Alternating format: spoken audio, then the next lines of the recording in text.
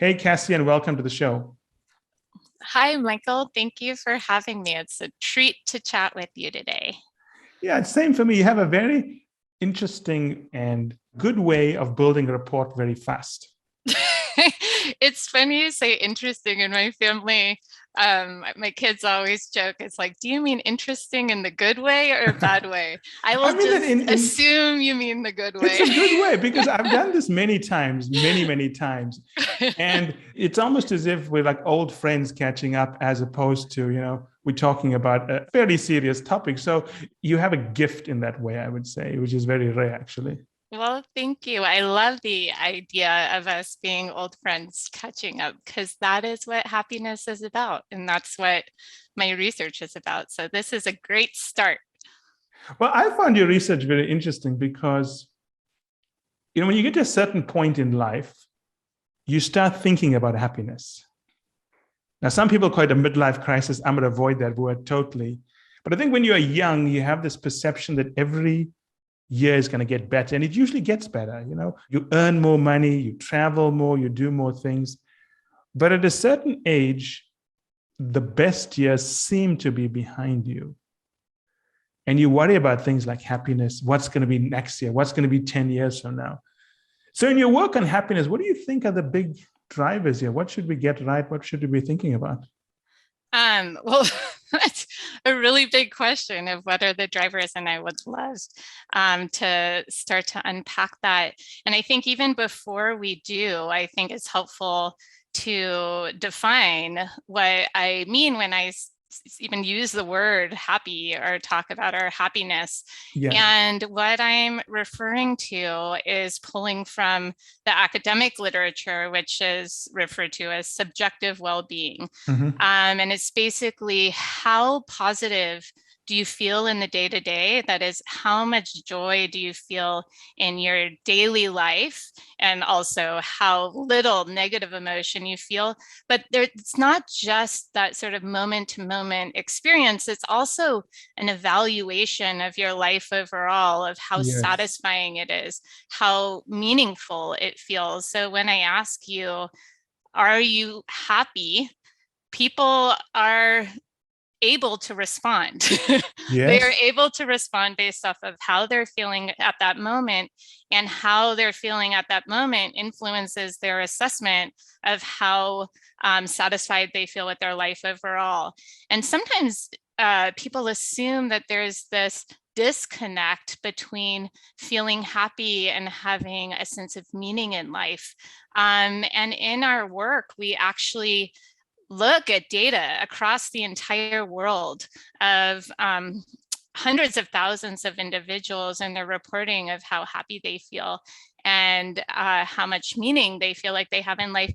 And the correlation is very high. So that's to say that when people feel happy, they're more likely to experience meaning. And when they feel like their life is meaningful, they feel happy. So that is, I want to start with that by sort of pushing aside the notion that happiness is a sort of light and frivolous thing Yes. that is flippant and passing, because it's not. It's our assessment of how good our life is and how we're feeling in that.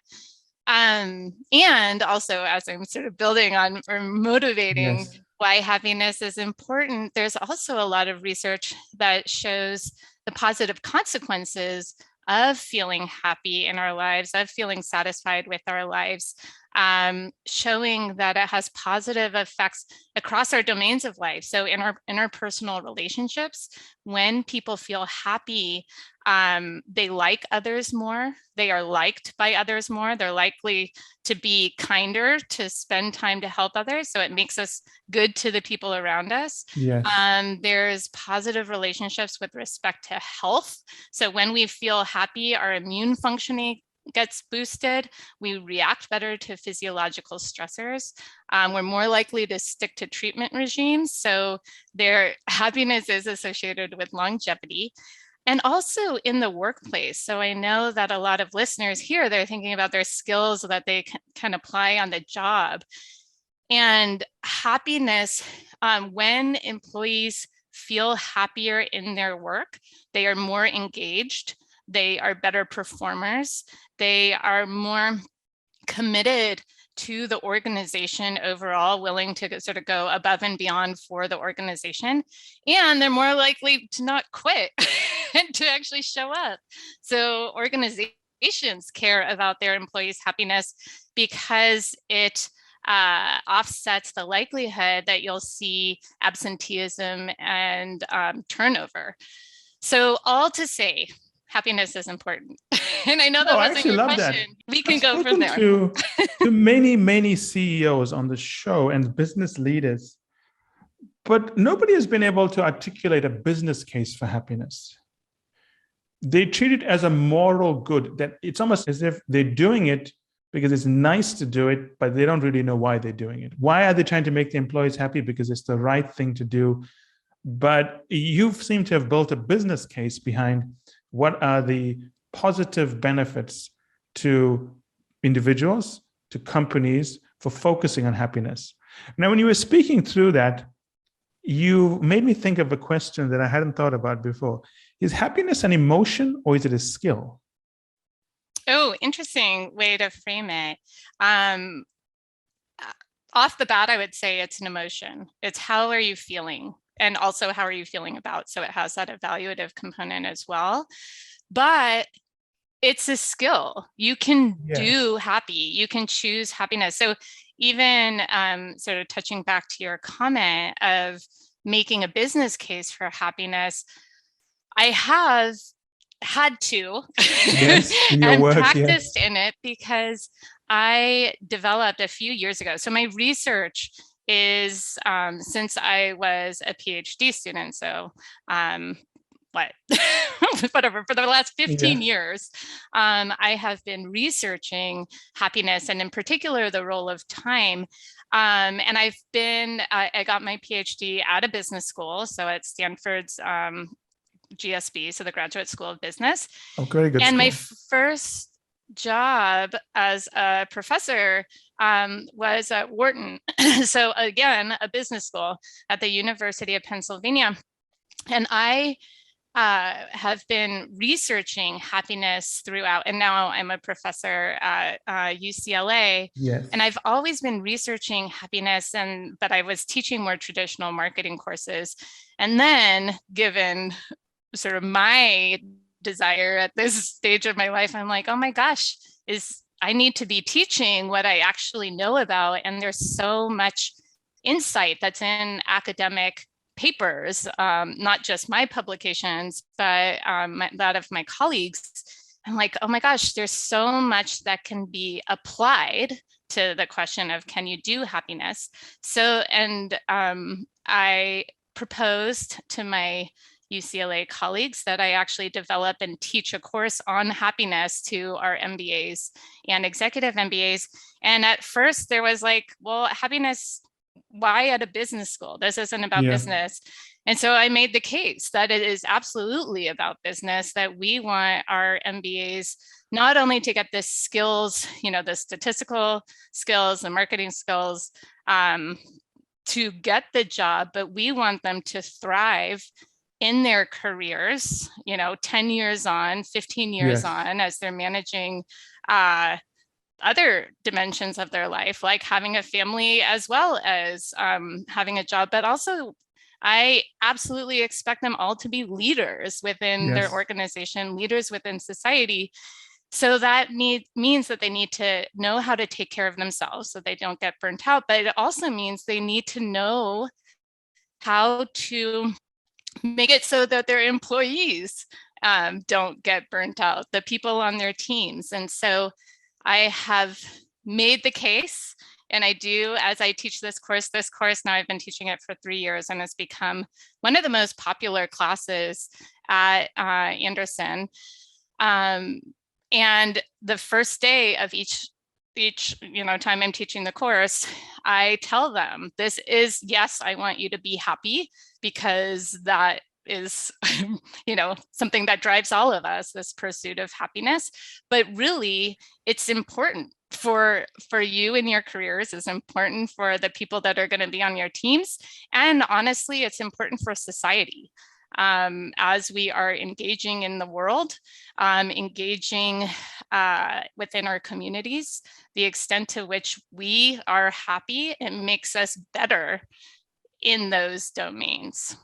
I will say I'm more inclined to listen to someone talking about happiness when they seem happy when I'm talking to them like you are right now. I think that's usually a good sign. So what you said is really interesting for me. And you made me think of two specific things. The first one, and it's a question, can you be happy? Is an absolute level of happiness for each person, or can you be happier than before? You can be happier than before. So there's like a stock index. It goes up or down relative to what you felt and last. we have our individual sort of baseline levels. That's what's your typical sort of chronic mood. And actually going back, relating this to your earlier question, is it an emotion or is it a skill? There's different components of this. Yes. So let me tell you about the inputs into happiness. What are the determinants? And Sonia Lyubomirsky, who is a happiness researcher, she did a meta-analysis of looking, when she did the analysis, it was looking at all the studies to that point that had happiness as a dependent variable or as a correlate, looking at what is the effect size of these various inputs into happiness. And from that, she identified that a big chunk of it is based off of our natural disposition. So were you born with a personality that is more positive, where you sort of move through life seeing the glass as half full in all situations? Or do you have a more sort of negative natural disposition? And they identified the sort of inherent positivity of individuals based off of twin studies, actually. And nowadays, even more recently, they can look at sort of genetic look more closely at genes. But anyway, so is a big chunk that's based off of our natural disposition. But there is also a little chunk and a littler effect than many people think in terms of when situational circumstances. So income level, how attractive you are, whether or not you are married. So oftentimes people actually think that if only I were in a sort of lucky set of circumstances where I had a lot of money, that I was super beautiful, and that I had met the love of my life such that I was willing to get married, then surely I would be happy. But actually those circumstances do have an effect, but a significantly smaller one than people predict. And there's a remaining chunk of sort of determinants or inputs into our happiness. And this is the part that we have control over. So how we think and how we behave in our day-to-day, and I specifically think about it, how we spend our time and our mindset when we're spending that time has a significant influence on how happy we feel day-to-day and also how satisfied we feel with our lives overall. And this is the interesting piece, because this is the piece that we have control over. If we know how should we be thinking, how should we be spending our time, then that means that we can develop a skill to feel happier. My book is actually called Happier Hour, with this notion that how we spend our hours sums up to our life. And I say happier because it's not just being happy in that hour, it's what can you do based off of the academic research, what can you do? How should you be spending your time to be happier? Okay, so this raises other interesting questions to me. Let's come back to the point you made here. So the first one is, when something happens to you the meaning you give it determines if you'll be happy or not. So if you face a bad moment in your life, you can choose to give it a positive meaning, or you can choose to give it a negative meaning. Or is that the crux of what you're talking about? Yes, that's one piece of it, but it doesn't have to be quite as complex as that. Yes, if there is a negative experience that you have in your life, to the extent that you can find meaning in it, that you can link it to a broader narrative of your life story, such that you come out of it having learned from that experience, then actually those negative experiences are very positive in terms of contributing to a sense of meaning in life, which is important, which we want to feel good about our lives. So there is making meaning out of it. But I think the point that I was actually making is even more basic than that. It's not making meaning out of it that you need to do every moment of like, why is my coffee less delicious today than it's like, I don't need to make meaning out of it, but you can actually, I think the bigger point is focusing on the positive aspect of that experience versus focusing on the negative. So people who have a natural personality that is a happier personality tend to be like, for that coffee example, I mean, that's a silly example, but it's like, oh my gosh, I'm so lucky that I get to have, a warm cup of coffee, as opposed to the natural grump, someone who has a negative they're like, ugh, and like all they're focusing on is the fact that it's less than perfect, less than what they were wanting. So it's really an attentional story. Where are you focusing your attention? Is it on the good aspects of that set of circumstances, or are you drawing your attention to the bad? So all to say, meaning making is helpful, but that's sort of it's much more involved. And so that's like when we're coming hopefully out of a global pandemic, to the extent that you can make meaning from that and identify what you learned from that experience, how you might even be better off, that is important. But even in the day-to-day throughout the pandemic, it's like you can be focusing on the bad parts, or you can find the silver lining. And one's practice in finding the silver lining, that's where sort of choice comes in. That's where the skill comes in. One of the interventions that actually has proven to be very effective in having long-term effects on happiness is keeping a gratitude journal. And I almost I know everyone sort of rolls their eyes when they hear this because it sounds so hokey, but whether you keep a journal or not, what it is doing is it's making you practice focusing on the positives in your day, as opposed to the negatives. And the more you practice that, then you become more like a sort of naturally cheery person. So the point of the journal is to force you to develop a habit. And at a certain point, you may not need the journal anymore because the habit's ingrained in you. Yeah. And honestly, I actually don't like keeping a journal because then it starts feeling like a chore. So I suggest people do it in other ways. But it is habit formation. So you could tie it to something that you do every day, like brushing your teeth at the end of the day, as you're getting ready for bed, instead of being sort of mindless at that point and brushing your teeth for those 2 minutes of thinking, what are, focusing your attention on the good stuff that happened. Like what was good from the day? What are you grateful for? I also do it with my family. My poor family is subjected to my happiness. On your family. So at the dinner table, I have everyone go around and share what was good, what good happened for them that day. And that is a training. It's like, okay, let's focus on the good.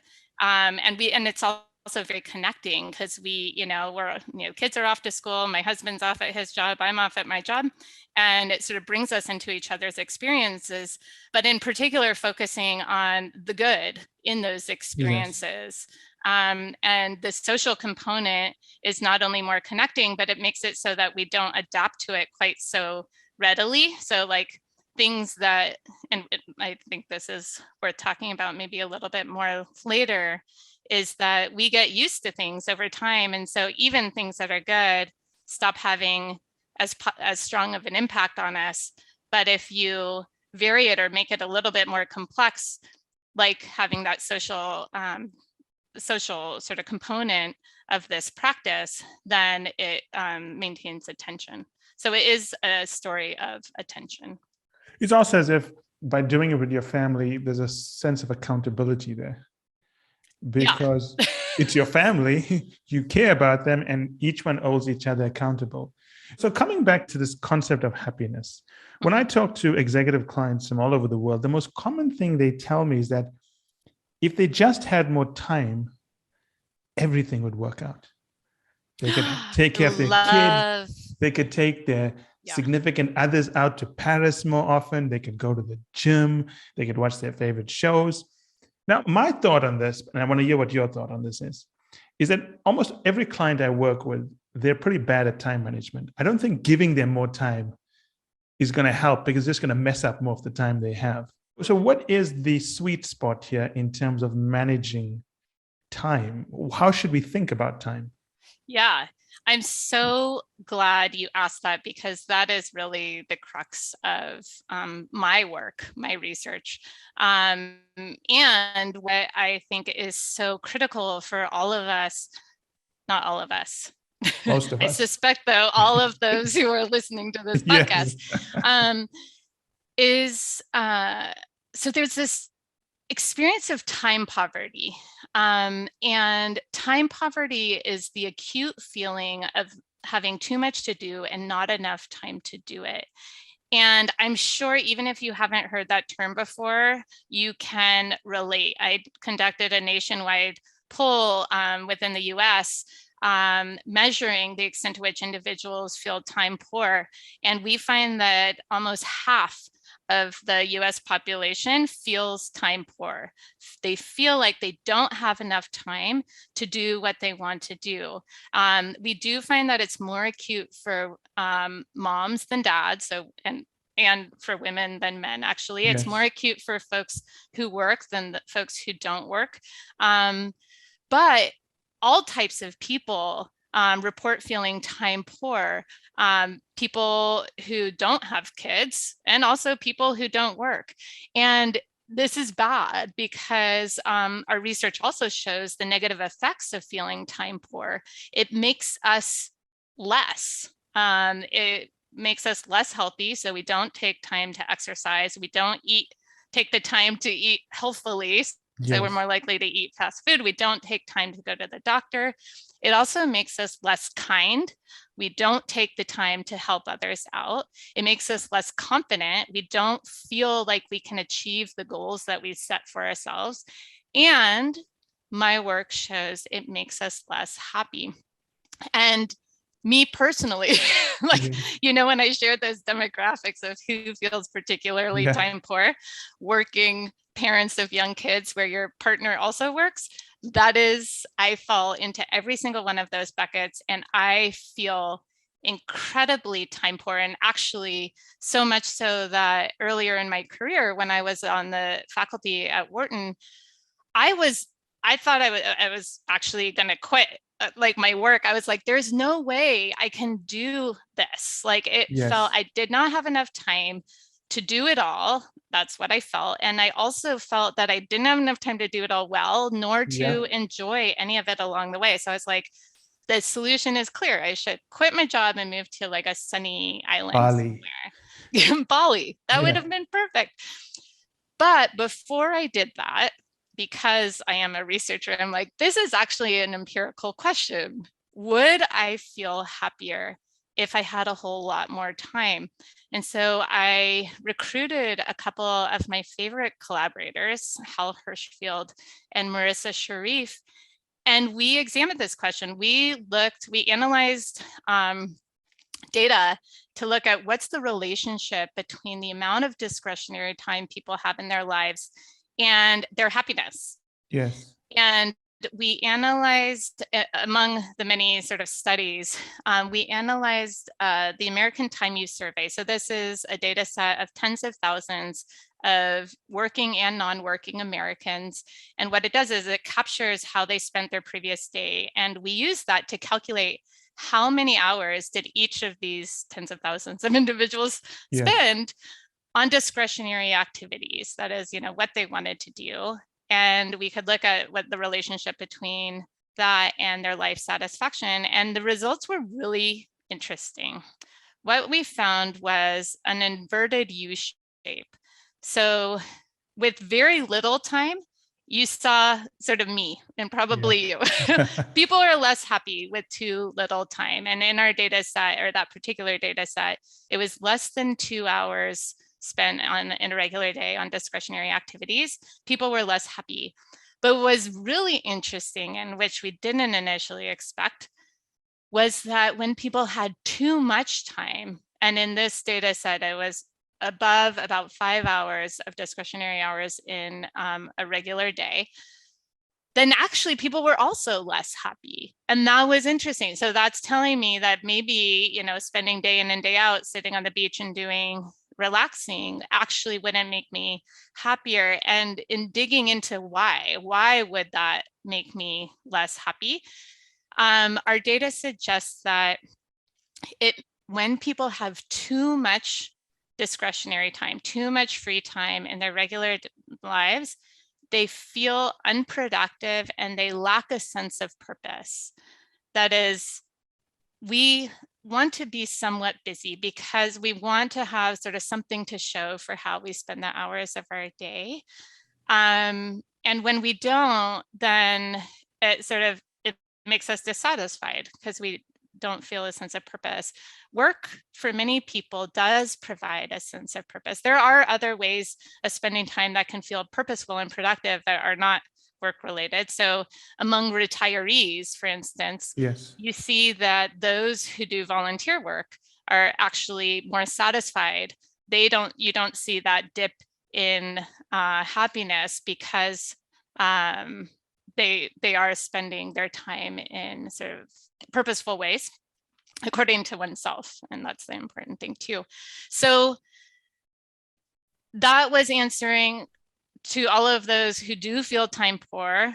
Don't quit, because if you have too much time, you will feel dissatisfied.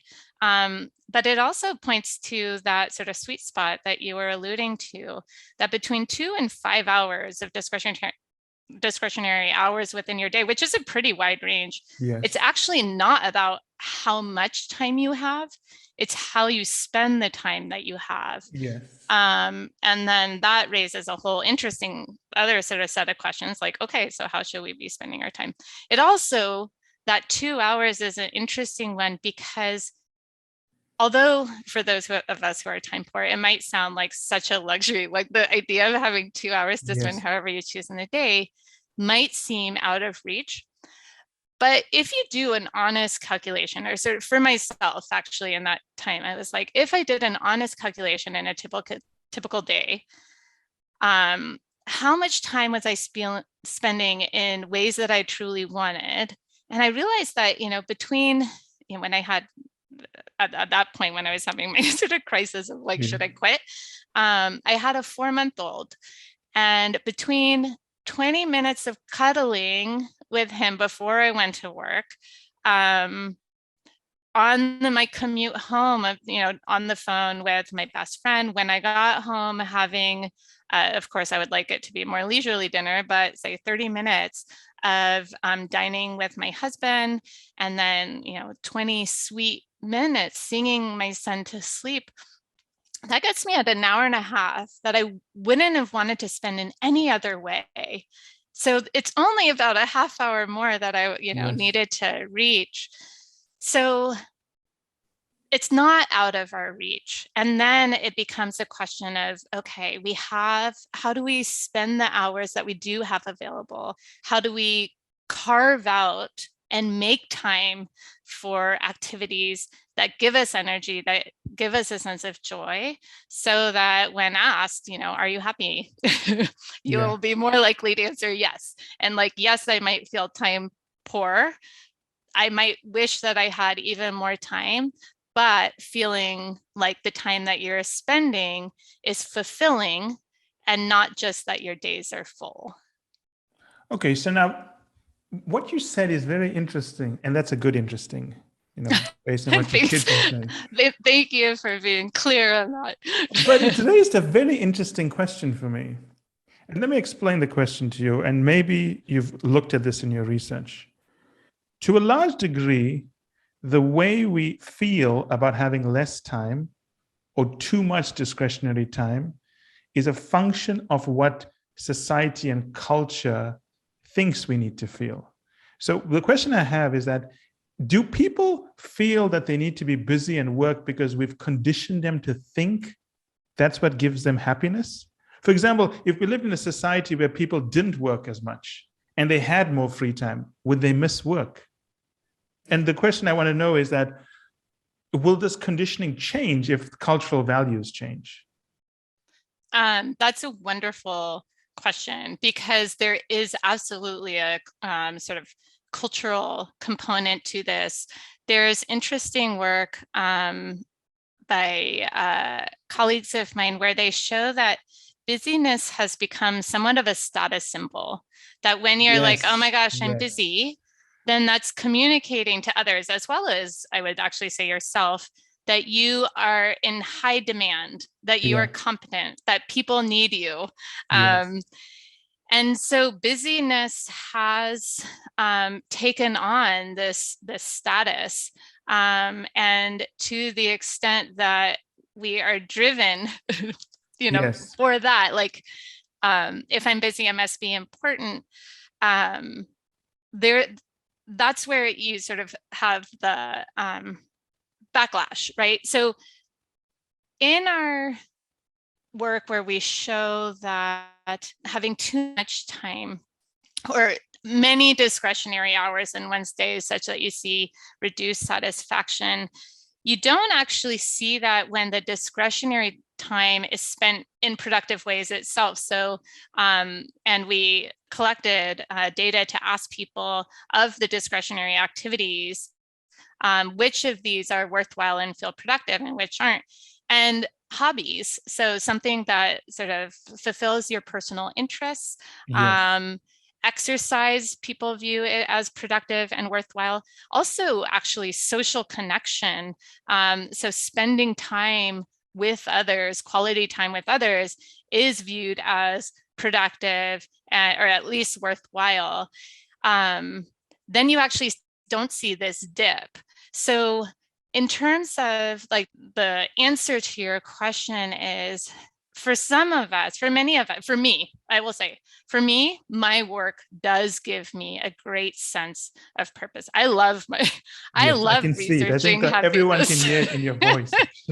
But it doesn't have to be through work that are those ways of spending time that feel worthwhile. And so what I would suggest is that instead of sort of pursuing busyness, it is actually being deliberate and thoughtful in spending the hours of your days in ways that do feel worthwhile. So interestingly, if you look at, all right, so what are some good ways of spending time versus bad ways of spending time? Researchers have looked to answer this question through time tracking. So they, over the course of individuals' days, they track what they're doing as well as how they feel, how positive or negative they feel while doing those activities, so that you can identify, on average, what are those activities that tend to be associated with the more positive emotion? What are those activities that tend to be associated with the more negative emotion? And from that, you can sort of identify what are those activities that will be more likely to feel worthwhile having done it. And consistently, you see that social connection, so activities that involve connecting with others in an authentic way or through physical intimacy. So there is that is associated with more positive emotion, as does exercise, actually. And people, that sometimes sounds surprising because many people probably view it as like, ugh, this thing that I don't want to do and it feels like a chore. But actually, not only the effect of while you're doing it, but the carryover effect of how you feel across your other activities subsequently is really positive. Those activities that tend to be associated with the most negative emotion are commuting, so getting to and from work. For the average American, at least in this data, the hours that they spend at work are the least positive, as is housework. But what I would suggest for individuals, and this is an exercise I have my students do, and it's one that I walk through in quite a bit of detail in my book because I think it's so helpful for each of us to collect our own data, is do time tracking for yourself. So over the course of 1 or 2 weeks, I actually say 2 weeks because it's a more complete representation of the activities that fill your life. Write down what you're doing every half hour. So what is the activity? But importantly, how happy, using my broad definition of how satisfied do you feel right now while you're doing that activity? And then at the end of those 2 weeks, you have this amazing source of data that you can look across your types of activities. What are those that for you are really satisfying? What are those activities that are dissatisfying? And another thing you can do is look at not only, what are those activities that you should perhaps make more time for, or at least carve out time for because they are so positive, but you can also see how much time you're spending across your various activities, which can be very informative.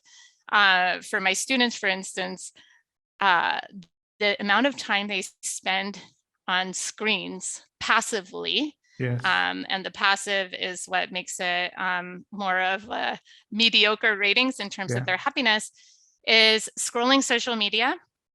It's one of those interesting things where I'm not on social media purposely because I know that it makes me less happy, and I sort of practice what I teach. But it's one of these things that people are like, oh, I'll only, really quickly spend a couple minutes checking, whatever it is, their feeds. But those minutes add up because it always ends up being more than a couple minutes and across the entire week. So I've had students calculate that they spend 15 hours in their week. And these are students who have a full-time job, getting their MBAs. Some of them have families, so they don't have a lot of time to spare. And if you're spending 15 hours looking at your little phone and like people's lives that aren't your own, that's a lot of wasted time. And so that's really helpful and informative, particularly if you see that you've given it a 5 on a 10-point scale. You're like, oh gosh, maybe I need to reallocate some of those hours towards those activities that you're giving, 9 or 10, but aren't spending all that much time for because, quote unquote, you don't have enough time.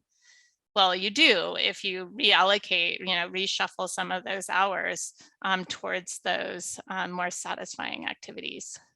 So speaking of how people allocate time and what's satisfying or worthy, for lack of a better word, activity, I'm going to recount an anecdote based on a client I worked with. And I want to get your thoughts on why this is happening and how people can manage it, because I think it's very common. So I worked with a client, and I still work with this client over a 10-year period. And during that 10-year period, we worked together. She became a partner at a major consulting firm, very successful, one of the youngest female partners in that office. And by all accounts, she was having a good career. She was very happy. She didn't seem particularly stressed. She loved her job and so on. And then she married, and her husband was very successful, and she decided to have kids. And he obviously was doing well enough whereby she didn't have to work. She ended up having kids, and she ended up taking care of her kids full time. And then progressively, I've noticed that she became busier and busier taking care of her kids. She would sign them up into everything, drive them everywhere. And I remember speaking to her once and asking her, why are you so busy? Is it because you want to be busy? Do you find joy in this? Is there purpose and meaning in this? And she told me something that surprised me because I didn't expect this answer. And she said that she has to be busy because she's not working. She has to almost create the impression that she's adding value. And she's worried if she's not busy, people are going to judge her as someone who's wasting her life. But she doesn't want to be that busy. But it's a way of signaling that she's doing something important. Now, I don't know the drivers behind this, but maybe you've seen this before. And what advice would you have for someone who's in that position? Yeah, and that's a great question and an important one, because I think a lot of people actually put themselves into, get themselves into this time poor state, filling days with activities just for the sake of busyness and to feel productive. And I think the really important thing is to step back, and for you and her, all of us individually, is to identify what matters to us. So not using others' perceptions of, the sort of superficial, like, are they spending their time in worthwhile ways? For you yourself, identifying what drives you, what is your purpose. In the book and in my class, I actually have my students go through this exercise called the 5 whys. Why do you do what you do? And this can apply to your work, or, it can apply more broadly, like what drives you? Just to make it feel a little bit more concrete. I'll use myself as an example. So going through this 5 whys exercise. So initially, why do you do the work that I do? Well, I'm a business school professor. So, the job description is I conduct research, I teach, and I have to do, I get to do administrative service for my school.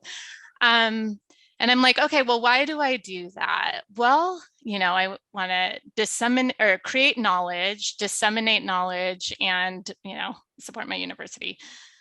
Well, does that really drive me? I'm like, why do I do that? Well, I want people to be sort of smart, but I was like, is it just about knowledge per se? I'm like, that's actually not what gets me up in the morning. What gets me up in the morning is creating knowledge about what makes people happy, disseminating knowledge about what makes people happy, and then creating happiness within my community at the institution where I am. Knowing that, for me, that's my purpose. That is not my colleague's purpose. That is not my husband, who's very successful in his career's purpose. That is not, it is mine. And that knowing what drives me is my metric for success. So if I am succeeding, it's actually all the more satisfying. I'm like, oh, it's working. If I am not sort of aligning with that mission, then actually that's where I feel dissatisfaction. And it's this, what it does is it makes it much more intrinsically motivating. It makes it so you're not reliant on what other people are perceiving in how you're spending your time, or even who you are, or what you're doing. And so it's so critical to pull this, these motivations for her of like, who cares what other people think? That's gonna solve nothing, because they're not paying as much attention to you as they think you think they are. And it's like this sort of amorphous moving metric of success. But if you are able to identify, so for her, if it wasn't just about being busy, but it's like, actually, maybe her purpose is developing and being really sort of a crucial part of the raising of her children to create, kids who feel a particular way. I don't know this woman. I would love to sit down and sort of get to her underlying why, so that it's not driven by what you think other people think you should do, and it's driven more by you. Interestingly, I have my students, and I love this exercise because it's so informative for all of us. What I have people do is identify someone who's done life right. So like from your perspective, has lived a good life and is happy, because actually we have a lot to learn from these folks as we're trying to make decisions about how we spend our days and hours and careers and years. There's people who have experience that they can share with us. And so what I have my students do is identify someone who's towards the end of their life who has done it right and ask them, what are your greatest sources of pride? And what is your greatest source of regret? And it's very informative for each individual to learn from that person. But what I have my students do is I'll come back to class the next week and I have them share. And so over the course of the few years of teaching this, I've compiled data of what are the greatest sources of pride? What are the greatest sources of regret? Interestingly, it's the greatest source of pride, and many of these are very professionally accomplished individuals. Their greatest source of pride isn't professional, or tends not to be. You see that 75% of folks, and it's interesting because even within each class, it's the same breakdown. 75% of people, their greatest source of pride are their relationships. 75%. Yes, it is. And then the others are, I actually think that's the big, there's lots of other things, there's one could say financial success or professional accomplishment, it is their relationships. You know what the greatest source of regret is? Not spending enough time on those relationships, as well as missing out along the way. So we actually have work that shows when people take a broader bird's eye view of their time, thinking in terms of years, thinking in terms of their life overall, as opposed to thinking hour by hour, people spend their hours better. They spend their hours in terms of what feels important versus what just seems urgent. And those who take, or therefore, I would say, those who take this broader perspective of their time, thinking years instead of hours, we find it is positively associated with satisfaction in life. It's positively associated with meaning. It's negatively associated with negative emotion, so they feel less negative emotion.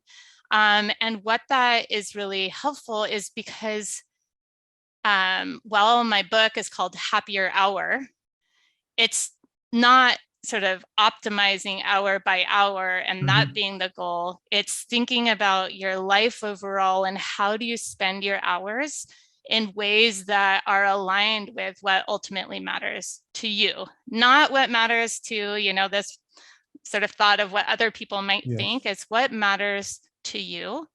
And and even thinking about your life overall starts to clarify what matters to you. And through that, you can spend your hours better. So I have a follow-up question here. It's an interesting question. So you've polled your class members or your students, right? Was it your students? Students. So 75% of the interviewees that they admired in terms of the way they managed their life listed relationships as their most important asset, for lack of a better word, that they're most proud of. Now, I come from the world of management consulting, and I can tell you right now that most people end up not having good relationships. If I had to poll my colleagues, I'm going to say that most of them are in unhappy relationships. And I think I've done that a few times at the office. So my question here is what the research showing here that on average, 75% of people would say their relationships is what makes them happy? Or is it just a sample size or the sample that we've selected from your students? And it's not just the admired elders whom my students interviewed. There's a phenomenally interesting study that's been conducted over 75 years. It's the Harvard Study of Adult Development. And what they've done is they have tracked a cohort of men from Boston, some of whom were Harvard students, others who were from less affluent or sort of less affluent part of the city. And they've tracked these individuals over 75 years, every so often surveying them to find out what they're doing, as well as how they're doing and how they're feeling.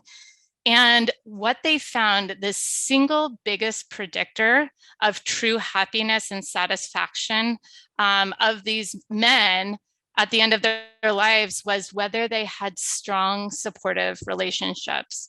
Oftentimes that came in the form of family. Sometimes it was having friends that are so close that they feel like family. It was not fame. It was not wealth. And this is instructive for us and for those who might be thinking like, oh my gosh, I have been choosing more in line with my career rather than my relationships. It's not too late, I guess. Yes. And also, interestingly, it doesn't have to take a whole bunch more time. It's not a one or the other of career or relationships. It is to the extent that the time that you spend with those others, and both in the important times that you are there for them, but even while you're spending that time, again, it's actually going back to one of the very first things I said, which is about attention. The story of happiness is about where you are directing your attention. Where you put your focus, yes. And when you're spending the time with those others, that you put your phone away, you sort of shut off your thinking about work, and even a half hour in the week where it is truly connecting, that your only attention is on that person, that time, those minutes can very much color the rest of your week. They very much color your relationship. A really powerful exercise that I have my students do, and also that I talk about in the book, is writing a gratitude letter. And one of my executive MBA students said that actually this, he thinks, and the course saved his marriage. And writing a letter of gratitude. So for a person who is in your life, who is important to you, and who has done stuff that you have to be thankful for, is expressing it.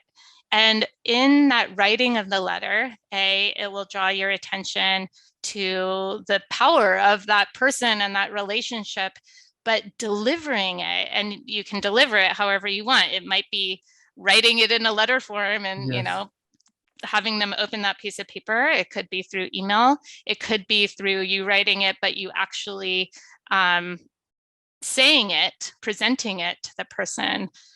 Those letters are so powerful in mending relationships. And once you've attended to that person and that you've identified that relationship as important, it has sort of good effects going forward. Another exercise that is helpful is, although it can seem quite depressing, but it's really powerful, and the effects are very positive, is counting your times left. So some yes, that is true. If you reflect back over your last 2 weeks and are like, okay, what was something that really brought me true joy? No matter how busy, we all have sort of moments of joy. Oftentimes people note that it's very simple, everyday things. And oftentimes it involves an important person, someone you care about. And what happens though, is because these things are every day, they happen every day, we sort of assume that they will continue to be available to us and continue happening every day in the way that, you know, that way that it brought you joy at that moment. But things, they don't continue happening every day. I mean, not only are, are we not going to live forever, nor will that other person, but even the sort of context of our life and the changing sort of patterns of our life make it so that those simple joys aren't going to continue happening in that same way. And this is very relevant for folks who have young kids. It's not like 18 years that I have, with my kids of, spending time in the ways that I like. No, it's like they're going to want to spend time with their friends in just a couple of years and not want to hang out with me. They are going to grow quickly. They are going to move out of the house at some point and be, mark my words, they will be capable, independent individuals. So it is, and so what I have folks do is calculate a activity that you enjoy, calculate how many times have you done it in your life thus far, and calculate how many times, accounting for these factors, like, the person's not going to live forever, you're not going to live forever. Yes. They're going to not live in the same place as you forever. Or, how many times do you have left? And then look at the percentage of your times overall. How many times are you at the tail end? And what people recognize is actually, wow, it's much more limited than you think. This sort of notion of like, okay, I'm doing career now, the relationship will be there later. The relationship isn't always going to be there. And it's certainly not if you don't attend to it and pay attention in the times that you do. But by doing this calculation, the point is not to depress you. The point is, and which it shows to have these effects, and I've seen this very vividly among my students, is what it does is it leads you to prioritize that time. And not only making that time to spend, like carving out and protecting time to spend in that joyful way, but really paying attention during that time. When you realize that time is limited, it makes you savor more. Yes. And so in my work, I actually find that, actually going back to one of your very initial questions or comments is, as people get older, what happens? Well, they start to recognize that their time is limited. Young people take their happiness for granted for lots of reasons. They sort of assume they'll be happy and it'll be like fine and easy. Yes. But also they think that their futures are endless. As you get older, you start to realize that your time is finite. The amount of time you have left is limited. And what we find in my research is that leads people to savor more. They enjoy greater happiness from even ordinary moments. And that's what this activity of counting your times left is. It makes you savor more. Yes. Those minutes that you spend, even if they're just minutes with your partner or your child, if you're paying full attention and they feel it when you're paying attention, then just a few minutes can have a significant influence on the relationship overall, and therefore your satisfaction in life. One of the biggest contributors to happiness is having strong relationships. I've done a similar exercise. It wasn't more as an exercise, but more as a thought process. Because I've been to over 54 countries. I've traveled to many places. And I was speaking to an individual once, and he framed time in a very different way, similar to you, actually. And he told me, Michael, you realize you've only got maybe 35 good summers left. And I said, what? 35? That's not a lot. 35 Memorial Days, 35 Labor Days, 35 birthdays. When you put it into that perspective, it's a scary thought. 35 is not a big number. For me, anyway, it's not a big number. It's too little, actually. It's not. Absolutely. And what does that make you do? Well, first you're like, oh my God, I'm scared. But what actually it makes you do is summers. The 35 summers left. You make this summer a really great one. Exactly. Yes, you are spending time. And also, I actually think I've been talking a lot about maximizing your time outside of work. But there are pieces of you, actually the time tracking exercise is really helpful, because even though on average, for the average American, average sort of instantiation of their work hours are among the least happy, in your time tracking, you can actually identify what of your work hours are really positive, and so that you can sort of really focus and make the most of those hours. Oftentimes it is like when you're actually doing the work that you were hired to do, like you're creating and you're producing, and it's not all the sort of noise and nonsense and admin and email and whatever. So it all to say, it's recognizing the limited nature of our time makes us really thoughtful, really deliberate in how we spend it, and spending in ways that are ultimately fulfilling. And again, the research shows, anecdotally, it shows up again and again. If you look at actually sort of classical psychology theories, Maslow's hierarchy of needs, which everyone has sort of heard about. And so what Maslow, he was psychotherapist, that over the course of his, meeting with his clients or patients, however you want to describe it, over his years of doing therapy, what he devised was a sort of hierarchy of needs. At the basic level are our physiological needs. So you need shelter, you need food, you need health. But once those needs, and it's not like you have to maximize these things. If those needs are met, the very most basic, the very next most basic psychological need is connection. It's a sense of belonging. And then only once you feel that authentic connection, you feel a sense of belonging, then you move up the hierarchy of needs to personal accomplishment and then ultimately self-actualization. But if you're sort of pursuing self-actualization or even sort of accomplishment without having that sense of connection, then you feel dissatisfied. So it's sort of like that pyramid is helpful because it prioritizes these various things that we want. We of course, we all want to be self-actualized, where we are spending our careers and our lives in ways that are sort of, ultimately using our talents and our skills and in line with our purpose. But it's no fun to get there if you have no one to share it with. And even more basic than that, loneliness is one of the most direct paths towards depression.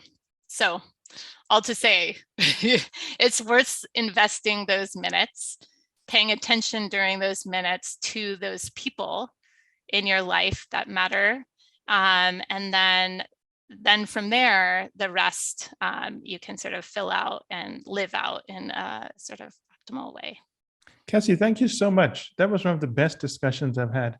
I think personally, I found it very fulfilling to speak to you, because whenever I speak to anyone, I always think, how can I personally benefit from this? And how can our listeners benefit from this? So this was one of, I think, the most helpful discussions we've had, because I can see how this will help many of our listeners and clients. I can actually see the impact it would have in their lives. Oh, I'm so happy to hear that, because that's absolutely what I want. I want each individual to figure out, or not even to figure out. I'm doing the figuring out with the research and sort of relaying it in my course and in the book, but for people to then know so that they can apply it, so that at the end of their life, they're not looking back with regret, or at the end of the year, they're not looking and feeling sort of despondent because they feel lonely or disconnected. And it is possible, despite the fact that we feel so like we don't have enough hours to do it all. We do. It's just a question of how we allocate those hours and paying attention during those hours that makes it so that we feel satisfied and fulfilled. So I want the listeners to try it, do it. It works. Amazing job. I just found that it's very rare when you meet someone who's passionate about something and has the ability to communicate it in such a wonderful way. So I really enjoyed this discussion. You've definitely had an impact for me in terms of how I'll think about this subject. Oh, well, thank you. And I enjoyed it as well. Take care. Thank you so much. Very wonderful. Take care. Bye-bye. Bye.